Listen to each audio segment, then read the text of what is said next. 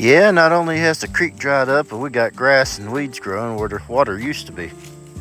Interesting. This is the bigger creek that smaller little branch flows into normally, and it's got a lot less water in here than it normally does. That water line usually comes way up there close to the bottom of that rock right there. Nowhere near it right now.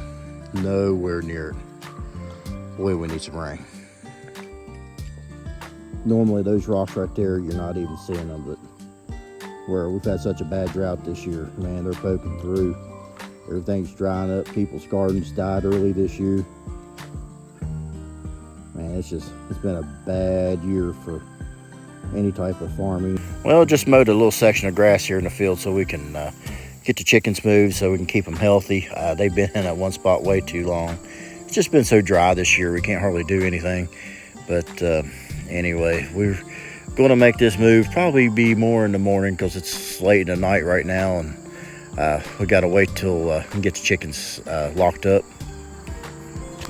Most of you remember that I was having issues out of the lawnmower, which I got fixed, so I'll talk a little bit more about that here in a little bit. Okay, for those of you who have been watching our videos very long, you know I had the little issue with that drive belt that's on that upper pulley right there. It slipped off on me, and that's what makes the lawnmower move. It's connected to the hydrostatic transmission, and if you look there, you'll see a couple little metal tabs sticking around it there.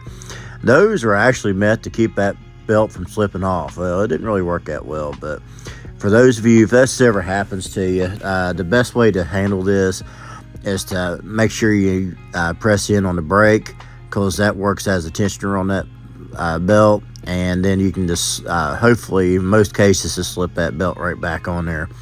But I tell you, it was a hard one to get to, and Husqvarna, I really believe you could have done something a lot better than this. This was a pain in the butt to handle. Okay, for those of you who are still with us here, it's the next morning. The dew on the grass is a little bit heavy for me to move that chicken tractor at the moment, so I'm gonna have to wait till after church after a while, which I got an errand to run after then too, so probably gonna be sometime this evening. But what I've done is I went ahead and stuck some food and water in the chicken tractor, which is something I don't ever do, but I did it this time just so I can keep them through today. And when I get a chance this afternoon, I'll come out here and move this thing, and hopefully I can get this set up before dark. So in the meantime, I'm kind of postponing this again, but we should have it done this evening. All right, so now we're back from church and got our errands taken care of, and now it's time to move this fence. I'm gonna tell you, it is in the mid-90s out here, so the little bit of dew we got last night that melted off didn't do anything for the water tables or anything. And you know, when it's in the mid-90s like this, it's not always fun to do things that you have to do. So some of you who are looking into getting into chickens or other types of livestock, you just need to know there are times when you're going to have to work with them when it's not fun and convenient for you to do it, but you got to do it because it has to be done. So just something to think about. It's not all fun and games like a lot of people think it is, and it is fun, but there are times when you're going to have to buckle down and do things when, like I said, it's not fun and convenient to do. Just some little words of wisdom to remember if you're looking into getting this type of lifestyle.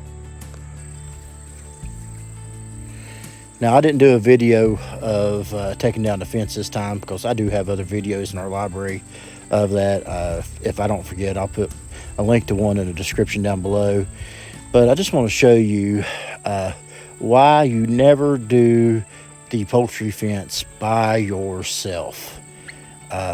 Now, Steph's pretty good at doing it by herself, but me, I tend to do stuff the hard way. And it's that right there, look at that knot. It's like a big fishnet knot. Yeah, it's going to take me a few minutes to work through this, but just a prime example why you should always wait until you can have help doing this. But so just future reference for y'all when you're doing these electric poultry fences, have somebody with you. Still didn't quite get finished this evening. I still got a few holes and stuff to patch in the fence and hook the electric up. A lot of that won't be fixed till tomorrow evening, but I had to let these chickens out. They've been locked up in the coop all day long. I still got a few outside the fence, which all those black ones stay outside the fence. But anyway, about the best I can do for this evening. I'm going to put a few more step-in posts around just to straighten the fence up a little bit. And we will get back to y'all later. Okay, before we go, I just want to take a second and say our thoughts and our prayers are with you guys down in the south that had to deal with Hurricane Helene. That was a pretty rough storm to move through. This video has actually taken us a week to do. I'm just now getting it out. Hopefully we can do a little better in the future by getting our videos out a little sooner. So until then, y'all take it easy. Bye-bye.